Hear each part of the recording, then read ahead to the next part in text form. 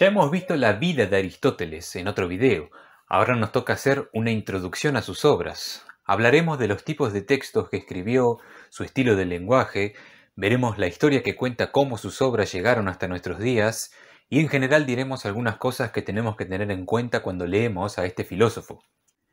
Diógenes Laercio atribuye 150 libros a Aristóteles, pero su lista está incompleta, tiene textos espurios y a veces se refiere al mismo texto con diferentes títulos. Aún así podemos suponer que Aristóteles escribió lo que nosotros veríamos como 6.000 páginas, pero lo impresionante no es solo la cantidad, sino la gran variedad de temas que desarrolló. Estética, argumentación, astronomía, botánica, biología, teoría de las categorías, cosmología, epistemología, ética, gobierno, historia del pensamiento, teoría literaria, lógica, matemáticas, metafísica, música, medicina, meteorología, pedagogía, filosofía de la ciencia, teoría política, psicología, física, retórica, semántica, historia política, zoología y teología. Aristóteles era un hombre muy curioso. En algunas áreas, como biología y lógica, no solo fue un contribuidor, sino un pionero. Él mismo era consciente de que antes de su tiempo nadie había hablado sobre su sistema silogístico de deducción. Actualmente no tenemos ningún manuscrito de Aristóteles. Lo que tenemos son traducciones, compilaciones y copias de copias de copias. Hoy solo nos quedan 30 libros, pero aún así son bastante representativos de todo su trabajo filosófico y científico. Entre sus obras perdidas están su poesía, sus cartas, sus ensayos y sus diálogos. Aristóteles escribía dos tipos de textos, los esotéricos y los exotéricos. Los exotéricos estaban destinados al público general, así que tenían un tono más atractivo. Los textos esotéricos eran para uso interno entre los miembros de la escuela peripatética, así que eran más técnicos y menos ornamentados. Por obra del destino, solo tenemos los textos esotéricos. Originalmente eran notas de clase o borradores de investigación. Aristóteles seguramente revisaba su trabajo en colaboración con sus asociados.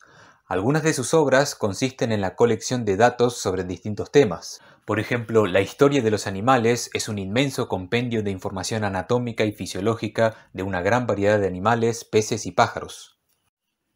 Aristóteles es difícil, usa mucho vocabulario técnico y la forma de sus oraciones suele ser compleja. Después de pasar por la grandiosa y elegante obra literaria de Platón, la experiencia de leer a Aristóteles puede resultar frustrante. Sin embargo, Cicerón, uno de los mejores oradores y retóricos de la historia, creía que el estilo de Aristóteles era como un río de oro. Claramente, Cicerón tuvo acceso a las obras de Aristóteles que hoy están perdidas, así que estuvo en mejores condiciones que nosotros para evaluar su estilo. Como dijimos recién, las obras que sobreviven de Aristóteles no estaban pensadas para un público general, así que no están terminadas ni pulidas.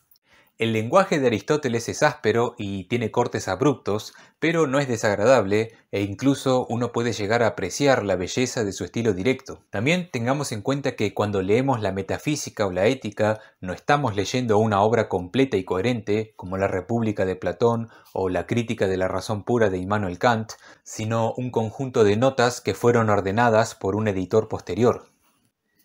Existe una leyenda sobre el destino de las obras de Aristóteles después de su muerte. La historia es contada por Estrabón y Plutarco. Aristóteles le dejó su biblioteca y sus propios escritos a su discípulo Teofrasto, quien se los dejó a Neleo de Sepsis, quien se los dejó a sus herederos. Ellos guardaron los textos de Aristóteles en un almacén subterráneo para que no fueran confiscados por los reyes de Pérgamo. Allí sufrieron daños por humedad y polillas. Después de un tiempo fueron vendidos a un coleccionista llamado Apelicón de Teos. Él quiso restaurar las obras de Aristóteles e hizo copias, pero con errores.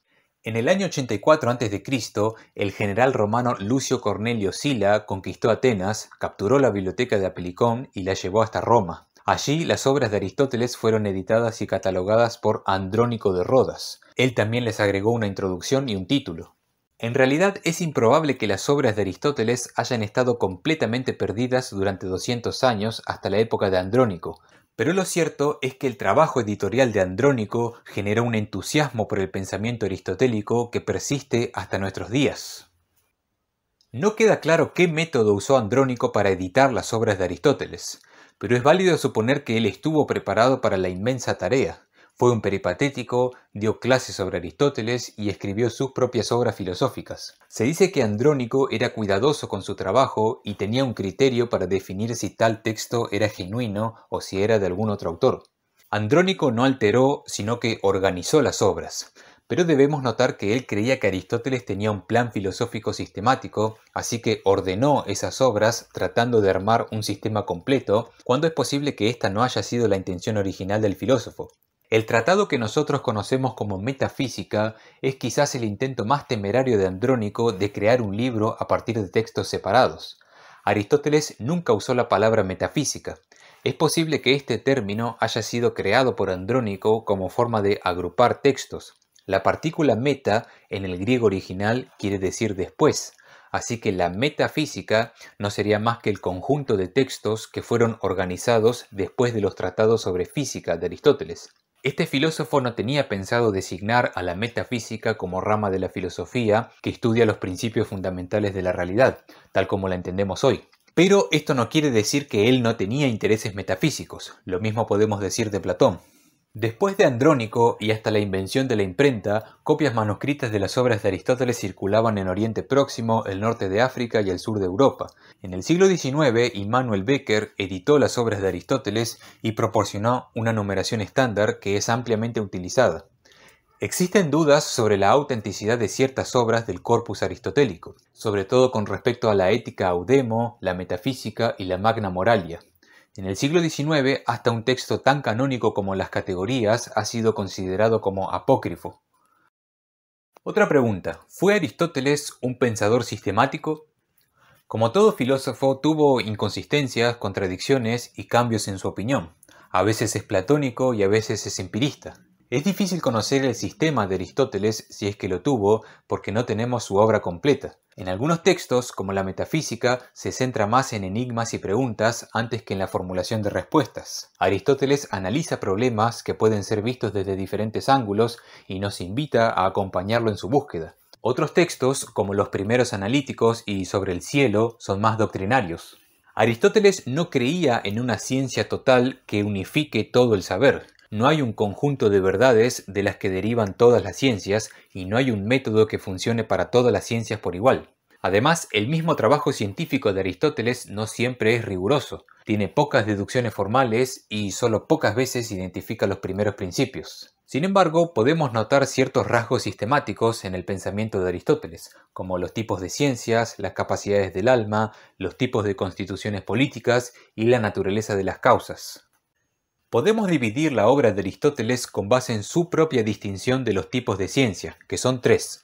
Primero, las ciencias teóricas son las que buscan conocimiento por su valor en sí mismo. Incluye matemáticas, la física y lo que nosotros llamamos metafísica.